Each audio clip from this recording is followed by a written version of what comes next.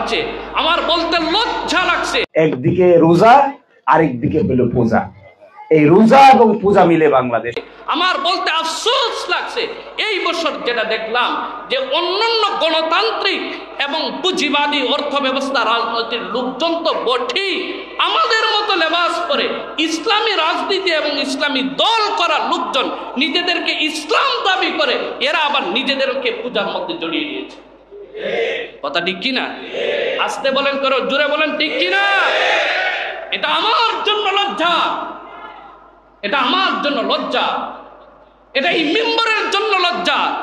যে সমস্ত লোকেরা এতদিন পর্যন্ত ইসলামের কথা বলে এসেছে, দিন প্রতিষ্ঠার কথা বলে এসেছে, এরাই এখন আবার ঘোষণা দিয়ে আপনার কি বলে পূজা উপলক্ষে এরা পূজার শুভেচ্ছা জানায়, শারদীয় দুর্গা পূজার শুভেচ্ছা জানায়। এর চেয়ে লজ্জার আর কিছু হতে পারে না। আর আফসোসের কথা হচ্ছে, আমি আপনাদেরকে এখানে 2-3টা উদ্ধৃতি দিব। আফসোসের ব্যাপার হচ্ছে 2-3টা বক্তব্য আমি শুনেছি, কত জঘন্য বক্তব্য আপনারা কল্পনা করতে পারবেন না। যে ইসলামের রাজনীতি, ইসলামকে ব্যবহার করে এখন পূজা মণ্ডপে যায় এই পূজাকে সমর্থন দেওয়া, এদেরকে নিরাপত্তার নামে, নিরাপত্তার দায়িত্ব তো রাজনৈতিক দলের না, এটা তো সরকারের দায়িত্ব। সরকারের দায়িত্বশীলরা যাবে, এখানে রাজনীতি করার জন্য আপনাদেরকে তো যাওয়ার উপায় নেই, দরকার নেই।